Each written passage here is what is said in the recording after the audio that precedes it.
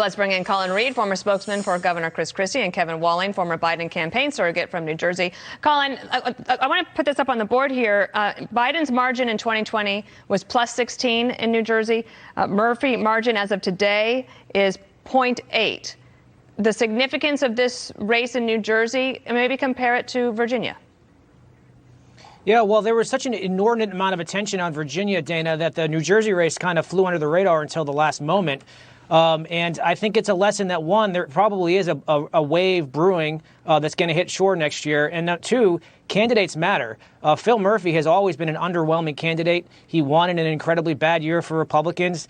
And then since then, he's really ignored the state's primary concerns, which are property taxes. They're the highest in the country in New Jersey, and he's callously dismissed any concern about them. And I think there was a lot missed in the polling about how people resented and rejected his handling of the pandemic. I think a lot of the pandemic headlines in the tri-state area were focused on his pal Andrew Cuomo up north. But I think Phil Murphy's handling of the pandemic was not great, and voters came out. And I'll tell you this, Dana, the people who are most scared about this result now are those Democratic U.S. representatives in the state of New Jersey, because when Nancy Pelosi won back her majority in 2018, it went through New Jersey, and they all of a sudden face races that are going to be a whole hell of a lot tougher next year than they were the last time around. Well, let's talk, Kevin, let's get your take on that then. This race is obviously tighter than a lot of people thought it would be. Maybe you knew, but it quietly tightened in the last couple of weeks.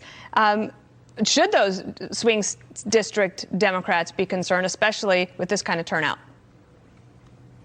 Yeah, absolutely, Dana. I'm a Democrat, so I'm concerned about all of our seats everywhere. I grew up in New Jersey. As soon as my parents could, they left the state because of taxes as soon as I graduated high school. So clearly, Jack Ciattarelli focused on bread and butter issues, focused on salt. And we failed to make the case as Democrats that actually, if you're concerned about salt, it was a fully Republican proposal in the 2017 tax bill.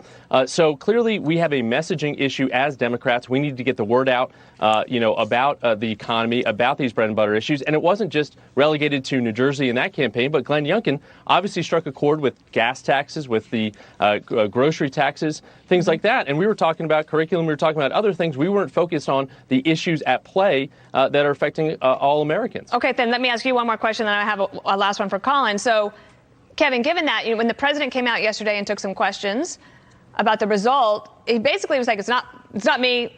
We just need to do more, and we got to pass all these bills, and that apparently is full steam ahead on Capitol Hill today. Nancy Pelosi saying, let's just get this done. They were adding provisions, even as of last night, to try to force this through.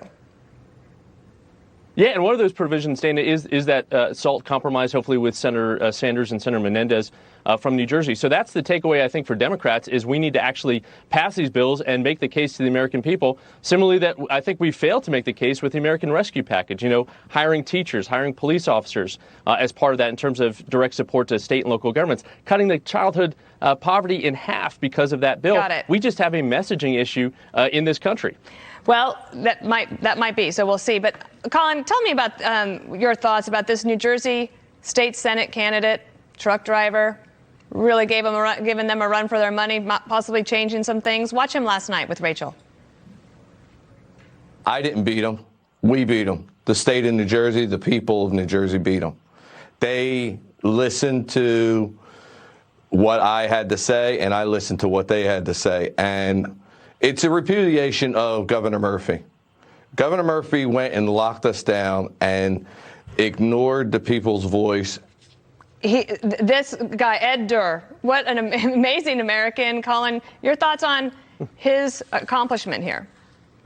Yeah, and the Democrat he toppled, Dana, is a legend in that state, state Senate president for many years. Many thought he had his eye on the governor's office down the road, seemingly took his eye off the ball and was looking at the next race before the first one. But yeah, I mean, I agree with everything he said, but on this SALT issue, I know that the House Democrats are going to want to try and pass something on this so they have something to show their voters.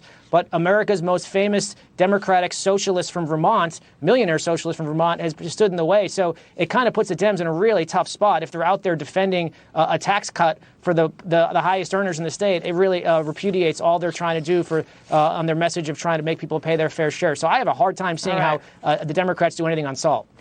Millionaire socialist is my favorite phrase of the day so far. We'll keep it going. Colin and Kevin, thank you. Thank you, gentlemen.